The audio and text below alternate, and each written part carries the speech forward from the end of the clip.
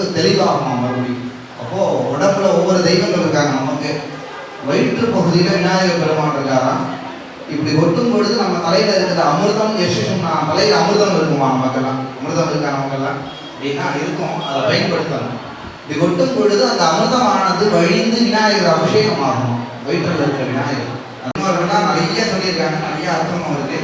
சரி, அதே மாதிரி முடிவோம். சுக்லாம்பரதரம் விஷ்ணு பிரசன்னவதனம் தியாயேத் சர்வவிக்ன உபசாந்தயே பிராணாயாமம். ஓம் ஓம்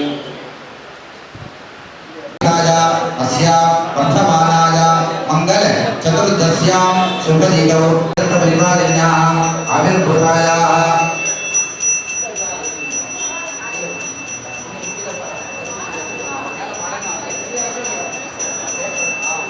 चण्डमुण्डनिरोधिन्यायाः वीरभद्रप्रभन्यायाः करुणाकरगौरजाः कात्यायनी कालरात्रि महागौरी सिद्धि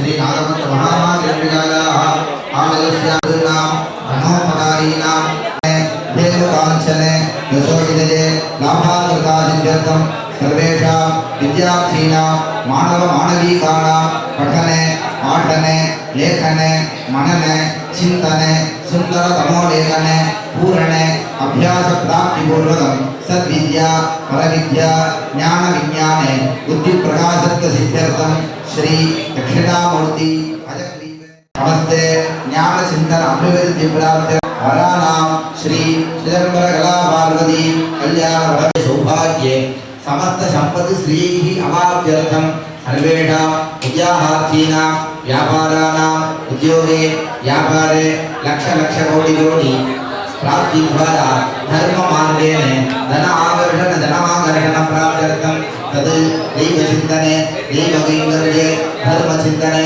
धर्म कैंकर्य प्राप्त्यर्थं परबुद्धि प्रकार सिद्ध्यर्थं परिपूर्ण प्रसादेन समस्ते शत्रु उपद्रवी धर्मंगरी महाविष्णोः सर्वेषाम् अवयवानां व्याधि उपद्रवे आदि उपद्रवे निवारणार्थं आदि उपद्रवाणां निरहरणार्थं पावज्जरे प्रतिमंगल श्रेष्ठज्जरे वादज्जर कवज्जर विद्यज्जरे इत्यादि ज्वराणां निवारणार्थं ग्रहणेश्वरं श्री दुर्गाम्बिकायाः श्री शैलपुत्रा पंचमाता महागौरी दुःख भय निरहरणार्थं मृत्युंजय परिपूर्ण प्रसाद सिद्ध्यर्थं जातकरीत्या नवग्रह संबंध दोषाणां निरहरणार्थं श्री दुर्गाम्बिका प्रसादेन कुटुंबे हितदृष्टि अहितदृष्टि फलदृष्टि सर्पदृष्टि इत्यादि दृष्टि उपद्रव निवारणार्थं श्री मूलदुर्गा नवनदुर्गा आदि नमस्ते दुर्गा परमेश्वरी परिपूर्ण प्रसादेन दुर्गाम्बिकायाः हवन आराधना पूजा वैभवे आचार्योगेन धर्मपत्न्याः सह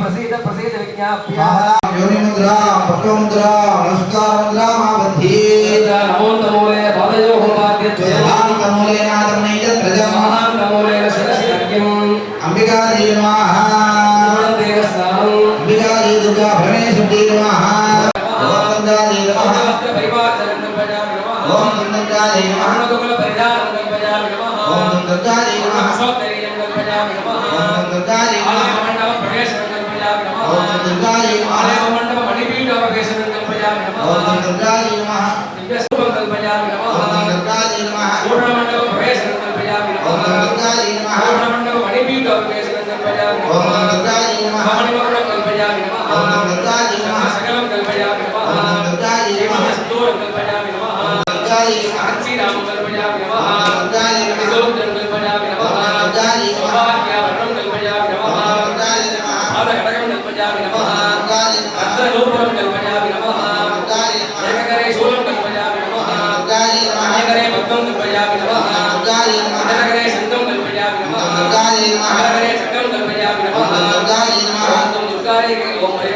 दुर्गायै अवेश अविद्या वेशनं कल्पयामि नमः दुर्गायै नमः अन्धं कल्पयामि नमः दुर्गायै नमः पुष्पं कल्पयामि नमः दुर्गायै नमः सर्वाज्ञाभरणं कल्पयामि नमः दुर्गायै नमः वस्तुपदानां कल्पयामि नमः अंबिकायै नमः दत्ताधिपायै दुर्गावरण विशालभक्ताय उमायै नमः गौरी नमः देवनाथायै नमः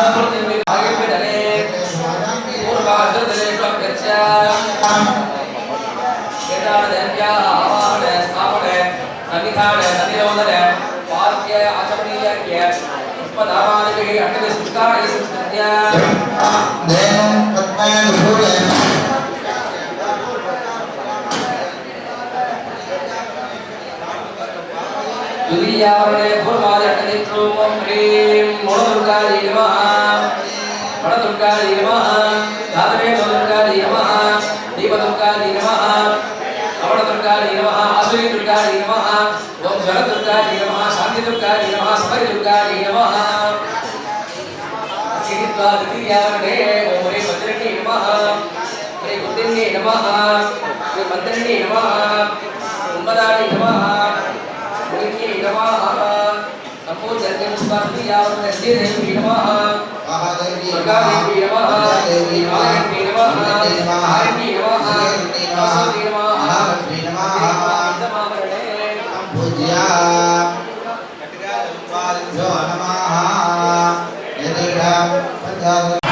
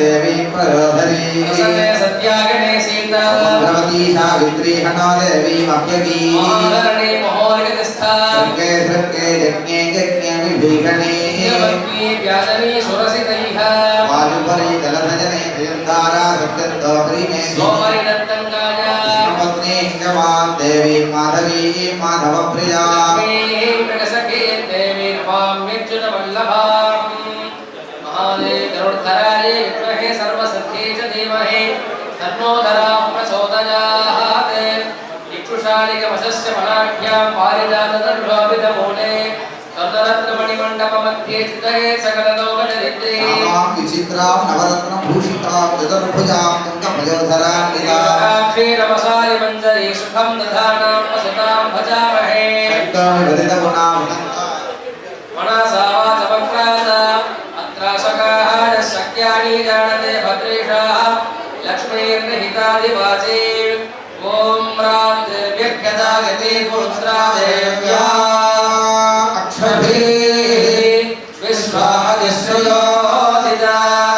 ओम ब्राह्मण्यादिपतो देव्यो उद्गताः ज्योतिरावदयतमाः निरस्वधारमस्त्रदोषं देव्यायते अपयतो आसदेतमाः सानो अद्य यस्याः वयं नितेजामन्नविक्ष्महे कृष्णेन वा सतिन्वजाः निग्रामाः स्वभाविक्नदनिपत्पन्तो निपक्षिणाः निश्चेनासस्तिधद्धिनाः यावयाः विज्ञाः अहं प्रतिगुहे अहं रुद्रा भर्वसो भस्मङ्गाग्ने अहमस्मिनोभा अहं सोमावाहणसं विपर्म्यहं दट्टारमदभूषणं फलम् प्रकम्पितधराधरे मधुकेन मम हिषासो दुःप्ररोदन छण्ड मुण्ड रक्तवेद शुम्भ शुम्भ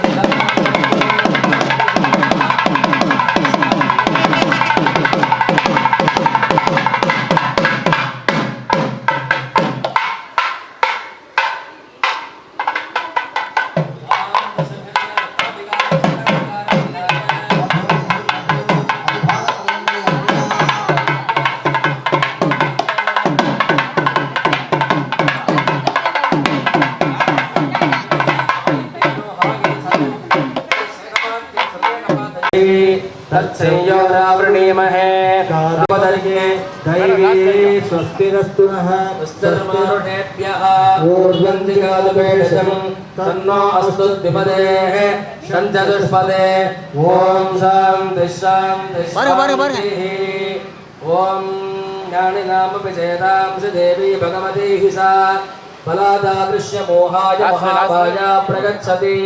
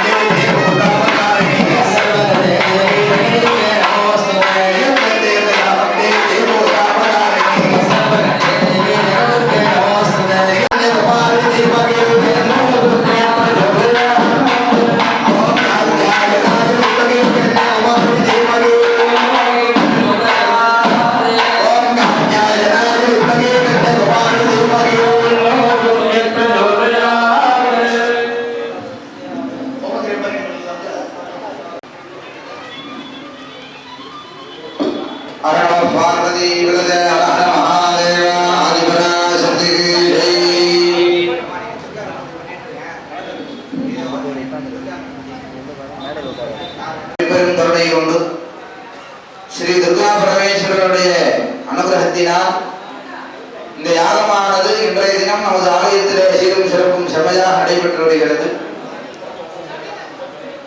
எந்த ஒரு செயலும்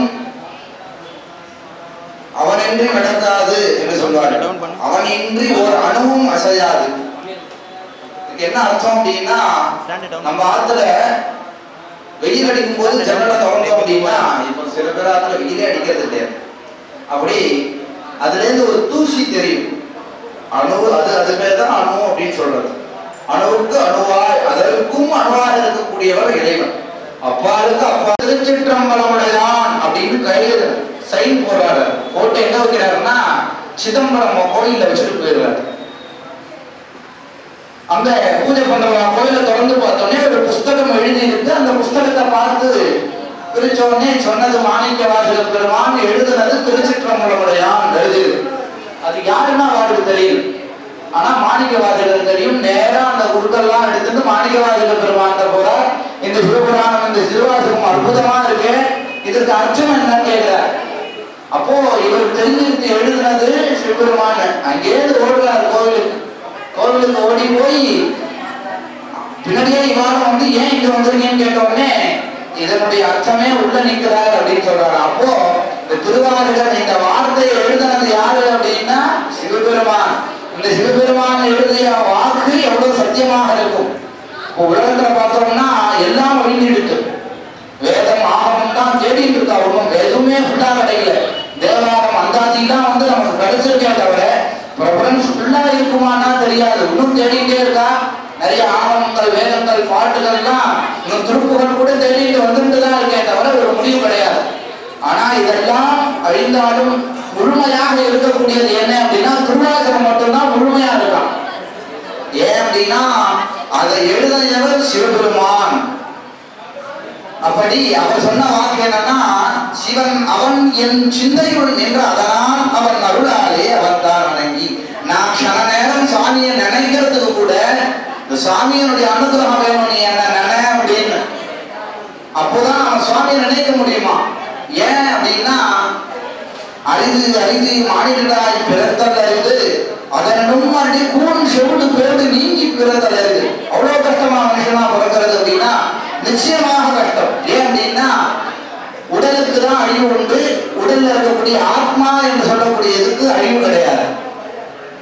இந்த ஆத்மாவானது இந்த உடலை பற்றுவதற்கு இந்த உடலை அடைவதற்கு எவ்வளவு வருஷ காலம் ஆகுதுன்னா 84 லட்ச வகையான யோனி பேதங்கள் கடந்துதான் மனுஷனா பிறக்க முடியும். இந்த ஆத்மா முதல்ல பிறக்கிறது புல்லுல பிறக்கும். புல்லு அப்படின்னு சொல்லுவாங்க. முதல்ல இந்த உலகத்துல தோன்றிய உயிரினம் புல். அதனாலதான் அருகம் பின்ன கொண்டு போய் விநாயகர் இருக்கிறோம். முதல் கடவுள் விநாயகருக்கு நாம் பிறந்த முதல் ஜீவத்தை கொண்டு போய் சாமியில சேர்க்கணும். அப்போ பிள்ளாய் பூண்டாய் அப்படின்னு அது ஆரம்பமான வருஷலாம். பல்மிருகமாய் பேயாய் கணங்களாய் அசுரராய் பல்மிருகமாய் இதெல்லாம் பிறந்து எல்லா பிறப்பும் பிறந்தேல சொல்றார். எல்லா பிறப்பும் பிறந்து லாஸ்டா மனுஷனா பிறந்திருக்கோம். இந்த மனுஷனா பிறந்து என்ன பண்ணணும் அப்படின்னா என்ன வேண்டும்? புனரபி மரணம் புனரபி திரணம் புனரபி ஜனனி ஜடவே செய்யணும் அப்படின்னு. எதற்காக மனுஷனா பிறந்திருக்கோம் அப்படின்னா நாம் செய்த பாபங்களை கர்மாக்களை எல்லாம் தீர்த்து மறுபடியும் இந்த ஆத்மா எங்கேருந்து வந்தது? சிவபெருமான் வந்துதான். மறுபடியும் அந்த ஆத்மா அங்க போய் சேர்றதுக்கு ஒரே வழி மனித உடல் மட்டும்தான்.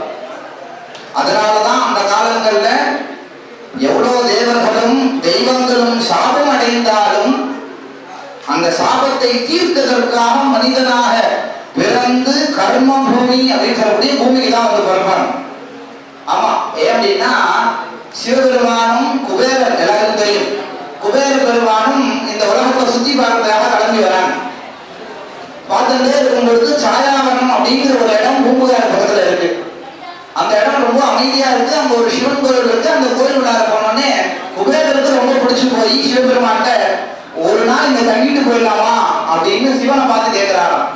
அந்த ஆசைக்காக அவருக்கு மறுபடியும் ஒரு பிறப்பு கிடைச்சது. அப்போ எவ்வளவுக்கு எவ்வளவு ஆசைப்படுறோமோ அவ்வளவுக்கு நம்ம கஷ்டப்படுவோம்னு அப்பவே சொல்லிட்டாங்க.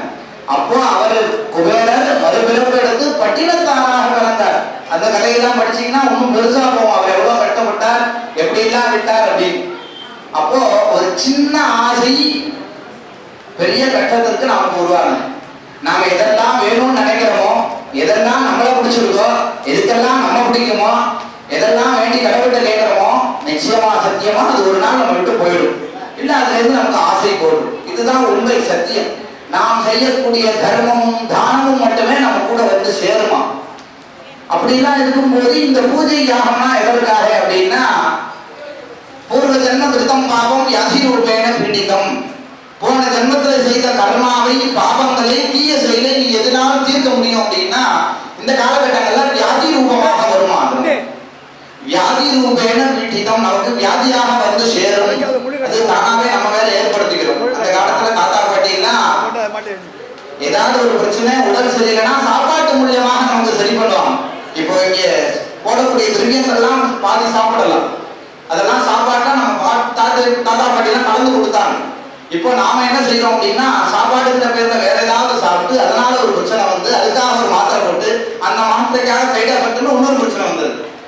அந்த காலத்துல சாப்பாட்டுல மருந்து இருந்தது. இந்த காலம் சாப்பாட்டு மருந்தே சாப்பாடாரு 2 இட்லி 4 மாத்திரைங்கிற காலம் போயிட்டு இருக்கு. அப்போ வியாதி ரூபேன பீடிதம்ங்கிறது உண்மையாக இருக்கு. இந்த காலகட்டங்களில் வியாதியாக நமக்கு வரும். அந்த வியாதியை எதன் மூலியமாக நாம் வந்து தீர்க்க முடியும் அப்படின்னா நம்மளுடைய பாவங்கள் தீர தீர இந்த வியாதியானது நம்மை விட்டு தீர்ந்து கொண்டே இருக்குமா. அதற்காக தான் இந்த பூஜை யாகம். வீட்டில் எப்படியே கோயிலுக்கு வரலனாலும் வீட்டில் சாமி ரூம்னு ஒன்று வச்சிருப்போம். அங்கேயாவது உட்காந்து பூஜை பண்ணணும். இப்போ சாமிக்கு தான் ரூம் தரமோ இல்லையா, பெட்டுக்கு தான் ரூம் தரோம். பெட் ரூம்னு வச்சிருக்கோம். சாமியை சாமானா வச்சிருக்கோம். அந்த இடத்துலயாவது நாம் உட்கார்ந்து பூஜை பண்றோமா அப்படின்னா சொல்ல முடியாது. மனிதனுடைய ஆண்டு காலம், உயிர் வாழ்ற ஆண்டு காலம் ஜாதக ரீதியா 120 ஆண்டு காலம். வேதம் சொல்றது 3 ஆண்டு காலம். நம்ம சாப்பிடுற சாப்பாட்டுக்கு ஒரு 80 ஆண்டு காலம்னு வச்சுக்கலாம். அதுல 40 ஆண்டு காலம் தூங்கியே போயிடுறோம். தூங்கியே 40 ஆண்டு காலம் போயிடுறது. 20 ஆண்டு காலம் எதுக்கு பேசுறோம்னே தெரியாம பேசியே போயிடுறது. பாக்கி இருக்கிறது 20 ஆண்டு காலம். இந்த 20 ஆண்டு காலத்தாக நாம் ஜீவனத்துக்காக நம்ம உழைக்கணும், நம்ம சாப்பிடணும், நம்ம குடும்பத்தை பார்க்கணும் அப்படின்னு இந்த 20 ஆண்டு காலம் போயிடுறது. அதுல நாம சாமியை எவ்வளவு நேரம் நினைச்சிருப்போம், எவ்வளவு நேரம் பூஜை பண்ணியிருப்போம் அப்படின்னா ஒரு 2 நாள் 48 மணி நேரம் சுவாமியை நினைச்சிருந்தா ரொம்ப பெருசு. அதன் மாத்திரத்துல அப்படி இருக்கிற காலகட்டத்துல இந்த இடத்துல உட்கார்ந்து இந்த பூஜையை நீ செய் அப்படின்னு அம்பாள் நம்மளை இந்த இடத்துல உட்கார வச்சிருக்கு. இதுதான் சத்தியமான வாக்கு. இப்போ ஏன் அப்படின்னா நான் ஏற்கனவே சொன்னது போலதான் இந்த இடத்துல இதனை கொண்டு இதனால் இதற்காக இப்படிப்பட்டது அப்படின்னு சொல்லக்கூடிய இந்த மந்திரங்களை கொண்டு இந்த இடத்துல இந்த அன்னையை ஆவாகனம் செய்ய வேண்டும். நவாட்சரி மந்திரம் அம்பாளுக்கே உகர்ந்த மந்திரம். இதை தாண்டி வேற ஒன்றும் பண்ணிட முடியாது அப்படின்னு சொல்லக்கூடியது. சிவபெருமானுக்கு பெரிய யாகம் அப்படின்னு பார்த்தோம்னா ருத்ர யாகம். ருத்ர யாகத்தை தாண்டி பண்ணணும்னா அதையே 100 தடவை 1000 தடவை பண்ணலாமே தவிர அதை தவிர வேற ஒன்றும் பண்ண முடியாது. அதுக்கு மேல பண்ணணும்னா கும்பாபிஷேகம். அதே போல ஒரு அம்பாளுக்கு ஒரு யாகம் பண்ண வேண்டுமானால் இந்த நவாட்சரி சண்டி யாகம்னு சொல்லுவாங்க. இந்த சண்டி யாகத்தை தவிர வேற ஒன்றும் யாகமா பண்ண முடியாது. அந்த சண்டி யாகத்துல முக்கியமாக ஹிருதயமாக முக்கிய பகுதியாக கருதப்படுகின்றது இந்த நவாட்சரி மந்திரம். ஓம் ஐந்திரீ சாமுண்டாயிச்சி அப்படிங்கிற 9 அக்ஷரம் கொண்ட மந்திரம் 3 பீஜங்களை சேர்ந்தது. ஒன்று மகாகாளி, மற்றொன்று மகாலட்சுமி, ஒன்றொன்று சரஸ்வதி. 3 தேவியரும் இணைந்து துர்கா தேவி, அஷ்டாதசபுஜ மகாலட்சுமி, சண்டிகா பரமேஸ்வரி, துர்கா தேவியாக இந்த மந்திரங்கள் அடக்கமாக இருக்கிறதாம். இந்த அக்ஷரங்களை ஒரு தடவை மந்திரங்களை ஜபம் செய்தால் இறைவன் உடனே வருவாராம். நவாட்சரி மந்திரம் அப்படின்னு சொல்லக்கூடிய மந்திரம் மார்க்கண்டேய புராணம். எவ்வளவு புராணங்கள் இருக்கு. சிவபுராணம், விஷ்ணு புராணம், கருட புராணம், சிவலிங்க புராணம், சிவபுராணம்னு 18 புராணங்கள் இருக்கு. அந்த 18 புராணங்கள்ல மார்க்கண்டேய புராணம் அப்படிங்கிற ஒரு மார்க்கண்டேய புராணத்துல துர்கா தேவியை வர்ணித்து உள்ள தேவி மகாத்மியம் அப்படின்னு சொல்லக்கூடிய 700 ஸ்லோகங்களையும் உள்ளடக்கிய மந்திரம் இந்த 7 அக்ஷரங்கள், 9 அக்ஷரங்கள். அதுதான் நவாட்சரி மந்திரம். அந்த நவாட்சரி மந்திரங்களை கொண்டு இறைவனுக்கு இங்கே அம்பிகைக்கு யாகம் செய்ய உள்ளோம். எதற்காக சொல்றோம்னா இதெல்லாம் எதற்காக பண்றோம் அப்படின்னா மறுபடியும் வரும் அப்படின்னா பூர்வ ஜென்ம கருத்தம் பார்ப்போம். வியாதி ரூபேன இந்த வியாதியெல்லாம் தீர்த்து எனக்கு புண்ணியத்தை தர்மத்தை நாம் செய்ய வேண்டும் அப்படிங்கிறதுக்காக தான் இந்த கோயிலுக்கு வரும். சாதாரணமாக ஒரு பூ வாங்கி தரணும் அப்படின்னா அந்த நாம் கொடுக்கிற 10 ரூபா அன்னைக்கு அது 100 பேருக்கு நம்மளுடைய உழைத்த காசு 100 பேருக்கு போய் சேரும். அந்த பூ எங்கேயே வந்திருக்கும், ஒரு இடத்துல இறங்கி இருக்கும். இப்படி இந்த பணம் பிரிந்து ஒரு தர்மமாக போகிறது. மற்றொன்று இறைவனுக்கு சேர்ந்து இந்த இடத்துல உட்காரும் பொழுது இங்கே நடக்கக்கூடிய மந்திரங்கள் சுருதம் ஹரதி பாபானி ததா ஆரோக்கியம் ரேச்சதி. மந்திரங்கள் தெரிய வேண்டாம், மந்திரத்துக்கு அர்த்தம் தெரிய வேண்டாம். உட்கார்ந்து சிரவணம் காதால வாங்கினாலே போதும், நம்மளுடைய பாபங்கள்லாம் போகும் அப்படிங்கிறது அம்பாளுடைய வாக்கு. மகாத்மியத்துல 12வது அத்தியாயத்துல அம்பாள் சொல்றார், நீ இதெல்லாம் காதால வாங்கு, உன்னுடைய பாபம்லாம் தானா உன்னை விட்டு விலகும் அப்படிங்கிறார். ஸ்ருதம் ஹரதி பாபானி ததா ஆரோக்கியம் ரேச்சதி. ஆரோக்கியமான வாழ்க்கை கிடைக்கும். அதுதான் நமக்கெல்லாம் தேவை. எவ்வளவு கோடி கோடியா பணம் இருந்தாலும், காசு இருந்தாலும், எவ்வளவு வாகனங்கள் இருந்தாலும் அதை அனுபவிக்கிறதுக்கு நாம நன்னா இருக்கணும். அதுதான் ஆரோக்கியம். எல்லாம் ஒன்று சேர்ந்ததுன்னா ஆரோக்கியம். இந்த யாக திரவியத்தை எதுக்கு அம்பாவை சேர்க்கிறோம் அப்படின்னா இந்த புகை நாம சுவாசிக்கிறதுனால நம்ம வியாதியானது விலகிறது, பாவங்கள் போகிறது. கோபால்னு ஒரு இடத்துல விசவாயினால ஃபுல்லா தாக்கப்படுறது. அங்க ஒரு இடத்துல மட்டும் ஒண்ணுமே ஆகல. ஏன் அப்படின்னு பார்த்தோம்னா நித்யாக்னிஹோத்ரி யாகம் செய்வதற்குமே உள்ளவர்கள் அங்க நித்தியமும் யாகம் செய்வதனால் அந்த புகையானது அந்த விஷவாயினால் தாக்கப்படலை. அதனாலதான் இந்த யாகங்களாலே இந்த பொருளை சுவாமிக்கு சேர்க்கும் பொழுது நாமெல்லாம் வியாதி இல்லாம இருக்க வேண்டும். ஸ்ருதம் ஹரதி பாபானி ததா ஆரோக்கியம் ஆரோக்கியம் சரி. மந்திரங்களை கேட்பதனால் வியாதி விலகி ஆரோக்கியம் கிடைக்கிறது. பூஜையா விபுலம் ராஜ்யம் அபிகாரியம் மகர்தனம் ஜபேன பாபசம் சுத்தி. எந்த இடத்தில் பூஜைகள் அதிகமாக நடக்கிறதோ அந்த இடத்துல எந்த செயல் செஞ்சாலும் ராஜாங்கத்திலே அவர்கள் தான் உயர்ந்த ஸ்தானத்தில் இருக்க முடியும். தஞ்சாவூர்ல ராஜராஜ சோழன் எவ்வளோ போர்கள் செஞ்சிருக்கார். எவ்வளோ பெரிய கோயிலை தாண்டி மணிமண்டபங்கள் அரண்மனைலாம் இருந்திருக்கு.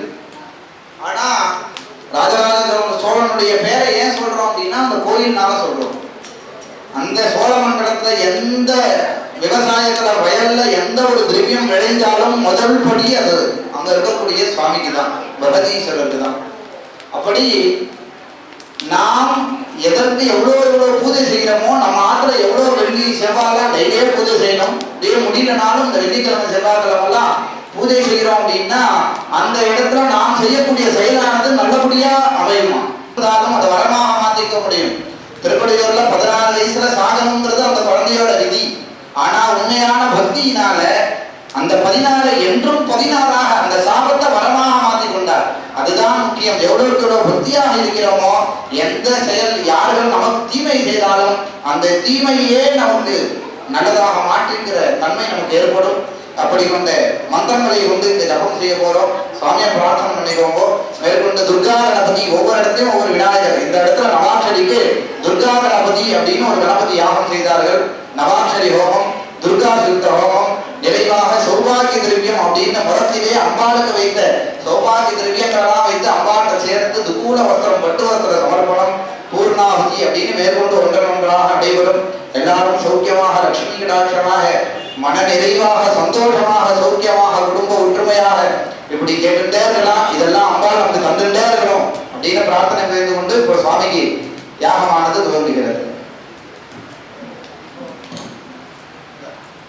இப்ப இவர் சொன்னார் ஒரு மந்திரத்தை திருப்பி திருப்பி சொன்னோம், அதுக்கு பலன் ஜாஸ்தின்னு சொல்லிட்டு நாளைக்கு கார்த்தால அம்பாளுக்கும் துர்கைக்கும் அபிஷேகம் பண்ற சமயத்துல மினிமம் 1008 வாட்டி துர்கா சுத்தம் பாராயணம் பண்ண போறோம்.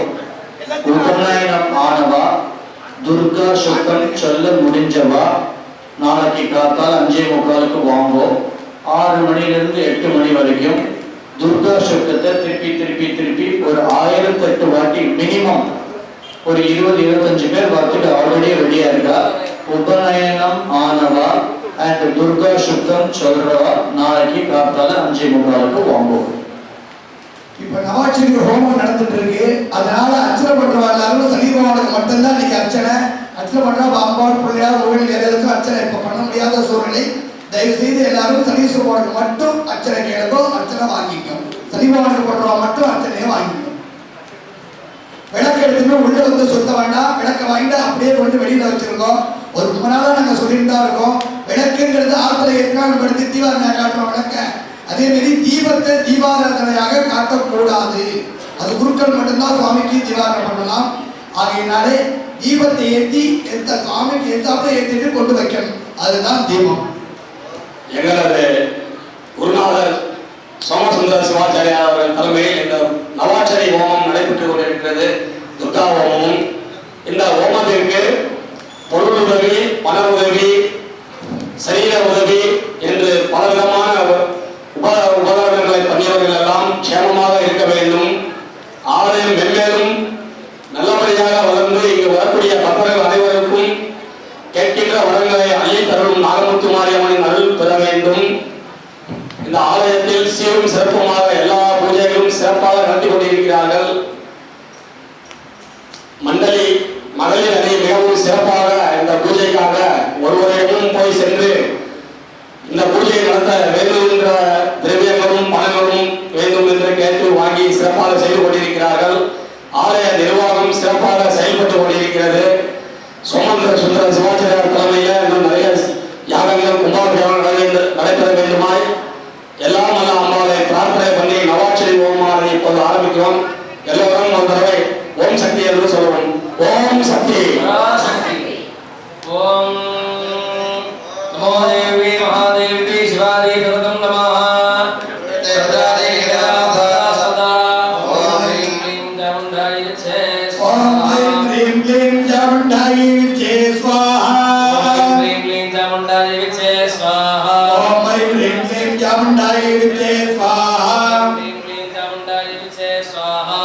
ஐம் ஹ்ரீம் க்ளீம் சாமுண்டாயை வித்யே ஸ்வாஹா சாமுண்டாயை வித்யே ஸ்வாஹா ஓம் ஐம் ஹ்ரீம் க்ளீம் சாமுண்டாயை வித்யே ஸ்வாஹா சாமுண்டாயை வித்யே ஸ்வாஹா ஓம் I'm hreem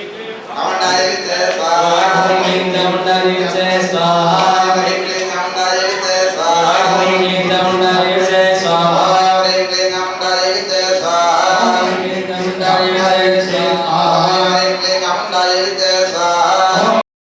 சாமுண்டாயை வித்யே swaha சாமுண்டாயை வித்யே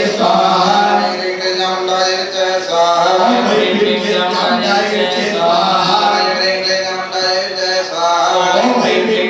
சாமுண்டாயை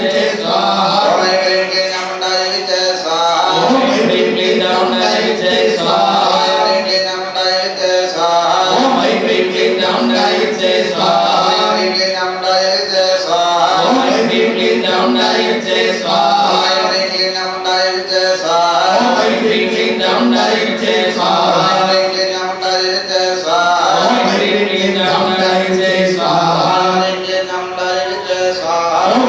சாமுண்டாயை வித்யே swaha சாமுண்டாயை வித்யே swaha Om I'm ஹ்ரீம் க்ளீம் சாமுண்டாயை வித்யே ஸ்வாஹா சாமுண்டாயை வித்யே ஸ்வாஹா ஓம் ஐம் ஹ்ரீம் க்ளீம் சாமுண்டாயை வித்யே ஸ்வாஹா சாமுண்டாயை வித்யே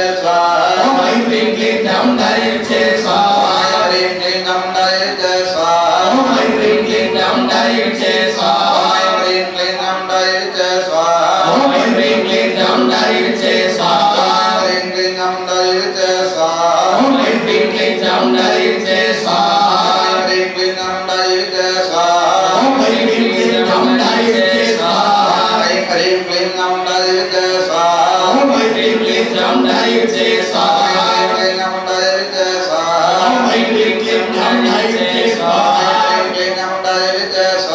ஓம் ஐம் ஹ்ரீம் க்ளீம் சாமுண்டாயை வித்யே ஸ்வாஹா ஓம் ஐம் ஹ்ரீம் க்ளீம் சாமுண்டாயை வித்யே ஸ்வாஹா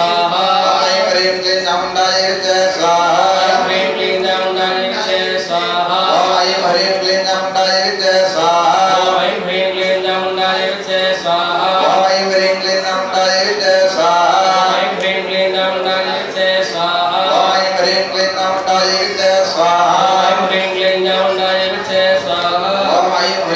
க்ளீம் சாமுண்டாயை வித்யே ஸ்வாஹா ஓம் ஐம் ஹ்ரீம் க்ளீம் சாமுண்டாயை வித்யே ஸ்வாஹா ஓம் ஐம் ஹ்ரீம் க்ளீம் சாமுண்டாயை வித்யே ஸ்வாஹா ஓம் ஐம் ஹ்ரீம் க்ளீம் சாமுண்டாயை வித்யே ஸ்வாஹா ஓம் ஐம் ஹ்ரீம் க்ளீம்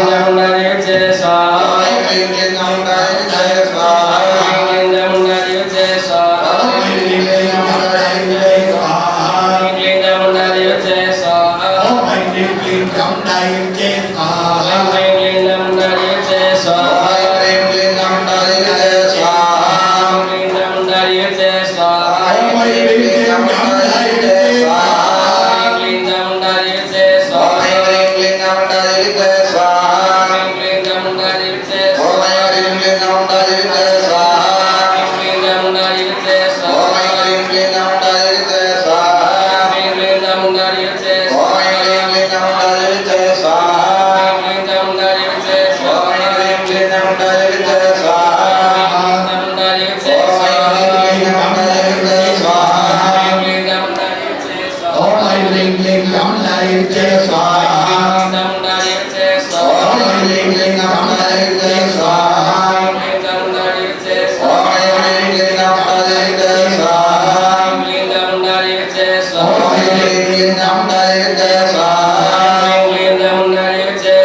ஐம் ஹ்ரீம் க்ளீம் சாமுண்டாயை வித்யே ஸ்வாஹா ஓம் ஐம் ஹ்ரீம் க்ளீம் சாமுண்டாயை வித்யே ஸ்வாஹா ஓம் ஐம் ஹ்ரீம் க்ளீம் சாமுண்டாயை வித்யே ஸ்வாஹா ஓம் ஐம் ஹ்ரீம் க்ளீம் சாமுண்டாயை வித்யே ஸ்வாஹா ஓம் ஐம் ஹ்ரீம் க்ளீம் சாமுண்டாயை வித்யே ஸ்வாஹா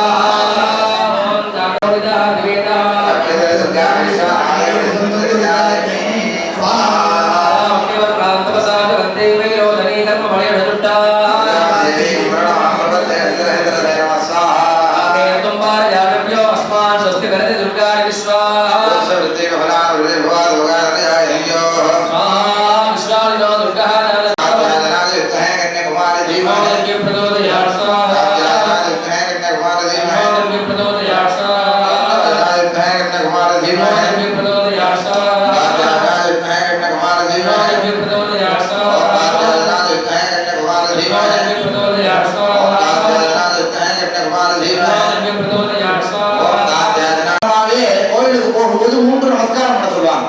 ஏன் அப்படின்னா ஒரு நமஸ்காரத்தினுடைய பலன் அன்னைக்கு யாருனாலும் அந்த ஆலயத்துல பூஜை நடக்கிறதோ விளக்கு ஏற்றாலோ அந்த புண்ணியம் அவளுக்கு போய் சேரும். எப்படி நாம செய்கிற நமஸ்காரத்தோடைய புண்ணியம் உள்ள அபிஷேகம் செய்தார்களோ இல்ல விளக்கு ஏற்றுகிறார்களோ அதற்கு உதவி செய்வர்களுக்கு அந்த நமஸ்காரம் போய் சேரும். 2வது நமஸ்காரம் அந்த வருடாந்திரம் முழுவதும் யாரு கோவில்ல பணி செய்கிறாரோ உதவி செய்கிறார்களோ 2வது நமஸ்காரம் அவளுக்கு போய் சேருமா. இந்த 3வது நமஸ்காரம் தான் நமக்கு வரும். அப்போ நம்ம நமஸ்காரம் பண்ணல அப்படின்னாலும் கோவில் வந்து உதவி செய்தோம் அப்படின்னா உதவி செய்யறதுனுடைய புண்ணியம் பின்னாடி யாரால மூலியமாக நமக்கு கிடைக்கும் அப்படிங்கிறது. அப்படி 3 நமஸ்காரம் நமஸ்தஸ்யை நமஸ்தஸ்யை நமஸ்தஸ்யை நமோ நமஹ அப்படின்னு 21 ரூபமாக அம்பாவை நமஸ்காரம் பண்ண போறோம். எல்லாரும் வேண்டி பிரார்த்தனை பண்ணிக்கோங்க. முடிஞ்சவா நமஸ்காரம் பண்ணலாம். சேதுஸ்நான சதேரிச்ச தற்பலம் மாத்து வந்தனே அப்படின்னு ஒரு நமஸ்காரத்துக்கு ஸ்லோகம். இதனுடைய அர்த்தம் என்ன அப்படின்னா பூ பிரதட்சிண சர்க்கோன பூமியை 6 தடவை சுத்தி வர்றதும் காசி யாத்திரை இதைவதா சேது ஸ்நான சதேரிச்ச காசி ராமேஸ்வரம் போய் புண்ணிய ஸ்நானங்கள்லாம் ஸ்நானம் பண்ணி சாமியை தரிசனம் பண்ணாலும் சேதுஸ்நான சதேரிச்ச தற்பலம் மாத்து வந்தனே அம்மா காலில் விழுந்து இருந்துச்சா அந்த புண்ணியெல்லாம் உடனே கிடைச்சிடும். அப்போ நமஸ்கார ஸ்லோகங்கள் இங்க சொல்ல போறோம். அம்பால பிரார்த்தனை பண்ணிக்கோங்க. வியாதி இல்லாத வாழ்க்கையை கொடுக்கணும். அம்மா லட்சுமி ரூபமாகவும் அம்மாவாகவும் வடிவமைக்க போறார்.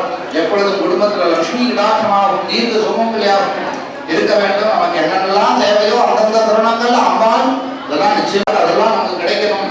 குழந்தைகள் சௌக்கியமாக நல்ல ஞானத்தோட ஒழுக்கமாக நல்ல புத்தியோட மேலும் மேலும் நம்மளுடைய ஆதாரத்தை வளர்க்கும் விதமாக குழந்தையெல்லாம் வளர வேண்டும் அப்படின்னு பிரார்த்தனை பண்ணிக்கோங்க. நமஸ்கார ஸ்லோகம் சொல்ல போறோம். ஓ नमो नमः या देवी नमस्तस्यै नमो नमः या देवी सर्वभूतेषु क्षुधा रूपेण संस्थिता नमस्तस्यै नमो नमः या देवी सर्वभूतेषु छाया रूपेण संस्थिता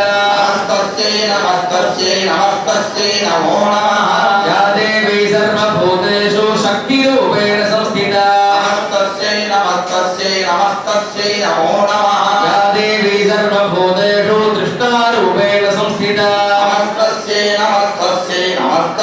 नमो नमः या देवी सर्वभूतेषु शान्तिरूपेण संस्थिता नमस्तस्यै नमो नमः या देवी सर्वभूतेषु जातिरूपेण संस्थिता नमस्तस्यै नमो नमः या देवी सर्वभूतेषु लज्जारूपेण संस्थिता नमस्तस्यै नमो नमः या देवी सर्वभूतेषु शान्तिरूपेण संस्थिता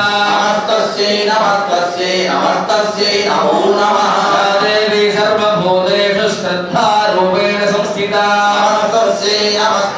नमस्तस्यै नमो नमः या देवी सर्वभूतेषु कान्तिरूपेण संस्थिता नमस्तस्यै नमो नमः या देवी सर्वभूतेषु लक्ष्मीरूपेण संस्थिता नमस्तस्यै नमो नमः या देवी सर्वभूतेषु वृत्तिरूपेण संस्थिता नमस्तस्यै नमो नमः या देवी सर्वभूतेषु स्मृतिरूपेण संस्थिता நிறைவான பூர்ணாவதி உபச்சாரம் செய்யப்பட்டு இங்கே பூஜை செய்த கலசமானது அம்பிகைக்கு அபிஷேக वैलवी सर्वहत्वगत्वगत्वं शरीरवन्द्रच्छेदिनी सर्वभूतान् बन्ध सर्वविघ्नान् सिद्धि सर्वव्याधीन् निगन्ध सर्वदुष्टान् भक्ष्यो मन् स्वाहा हर हर नमः पार्वती पतये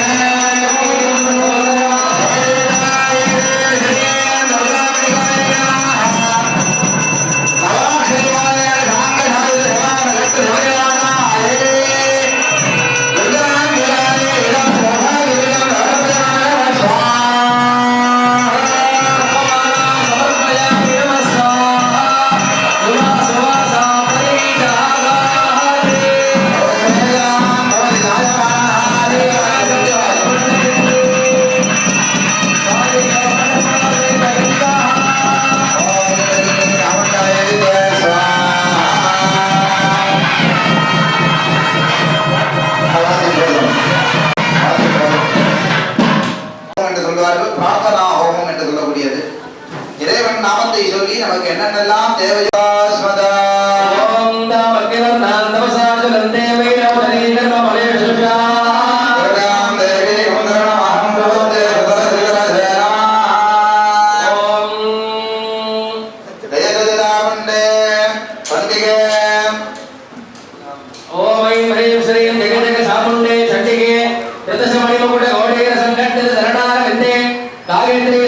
सरस्वती महाहितावरणे भैरव रूपधारणे प्रकटित संप्राप्त वदने घोरे घोरारणे ज्वलज्वल ज्वाला सहस्र परिवृते महाट्टहास मदरेगत दिगंधरे सर्वागुण परिपूर्णे कपालहस्ते गजाधिरोत्तरीये भूत वेदान ब्रह्म परिगणे कंपित धराधरे मदकेणव विगडाधर दुप्रलोदन तंडमुंड भक्तिवेद शुंभर उडुंबाल नित्य निष्कंटके कालरात्रि महामाये शिवे नित्ये इंद्राग्नि यमनरिज वरुणवाग सोमेशार प्रधान शक्तिभूते ब्रह्मविष्णु शिवस्तुते त्रिभुवना धारा धारे वामे ज्येष्ठे रौद्रेम्बिके ब्राह्मी माहेश्वरी गोमारी वैष्णवी शंकिनी वाराही इंद्राणी चामुंडा शिवदूती महाकाली महालक्ष्मी महासरस्वती स्थिते नाद मध्यस्थिते महोग्र विडोरक मणामणि गणितमकुट घटकादिरत्न महाज्वालामय पादबाहु दंडोत्तमांगे महामहिडोपरि गंधर्व विद्याधर राधिते इकागच्छ इदं वसोद्धाराहुतिः ओम परागते सर्वं प्रधान विद्यभूते सकलो भावनी सकलो भयप्रकारे सकलो देशने ब्रह्माणि माहेश्वरी गोमादेवी कवि वाराही इंद्राणी चामुंडा महालक्ष्मी महाविद्ये योगेश्वरी योगिनी चंडिके महायोगी माये विश्वेश्वरूपिणी सर्वाभरण भूषिते